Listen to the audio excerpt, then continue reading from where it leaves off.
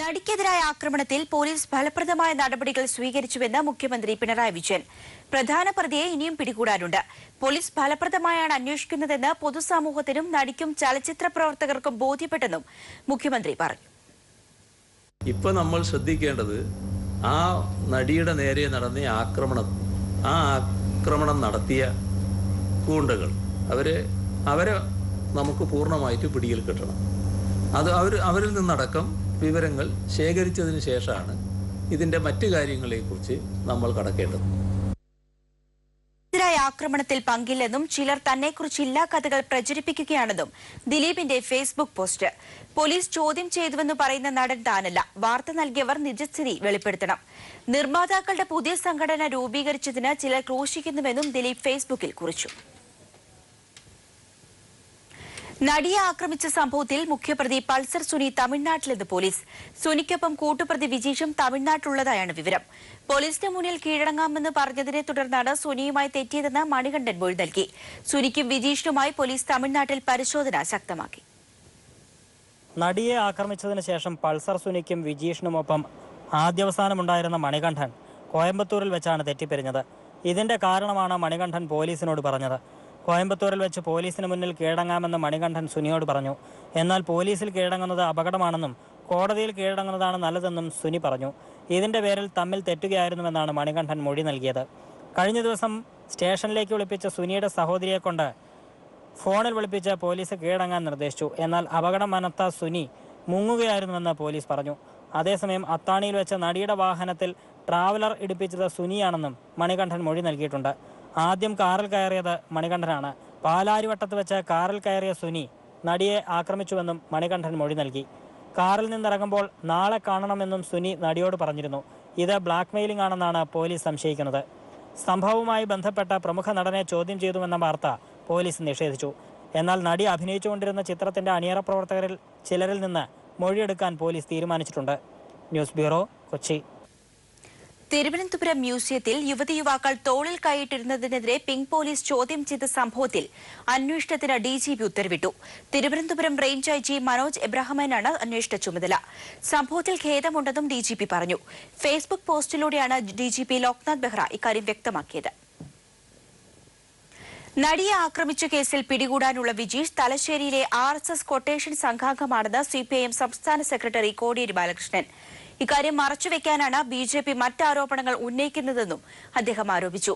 ഇടത് സംഘടനകൾ കൊച്ചിയിൽ സംഘടിപ്പിച്ച ജനകീയ സദസ്സ് ഉദ്ഘാടനം ചെയ്യുകയായിരുന്നു അദ്ദേഹം.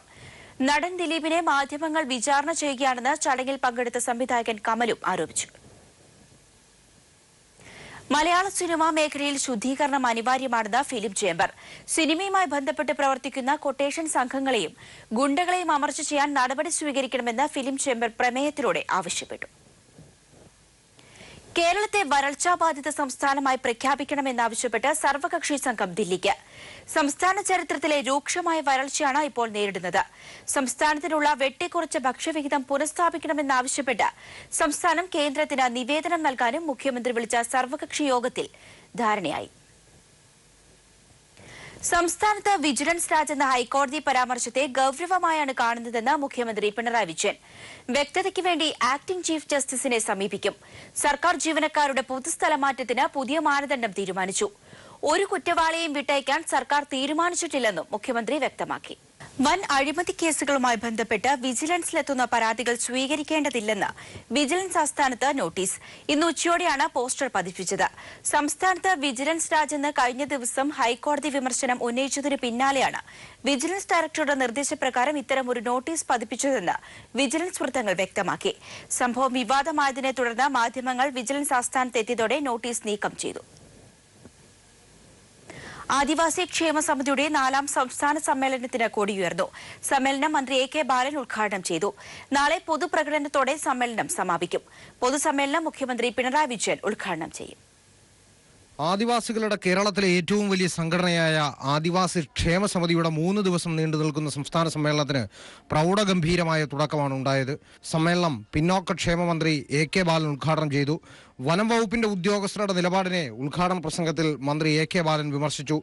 വനമെന്നാൽ ഫോറസ്റ്റ് ഉദ്യോഗസ്ഥർ പറയുന്നതാണ് നിയമമെന്നത് ശരിയല്ലെന്ന് അദ്ദേഹം പറഞ്ഞു. ആ ഫോറസ്റ്റുകാരെല്ലാം പറയുന്നത് ശരിയാണ് എന്ന് ധരിച്ചു നിന്നാൽ ഒരു തുണ്ട് ഭൂമി കിട്ടില്ല.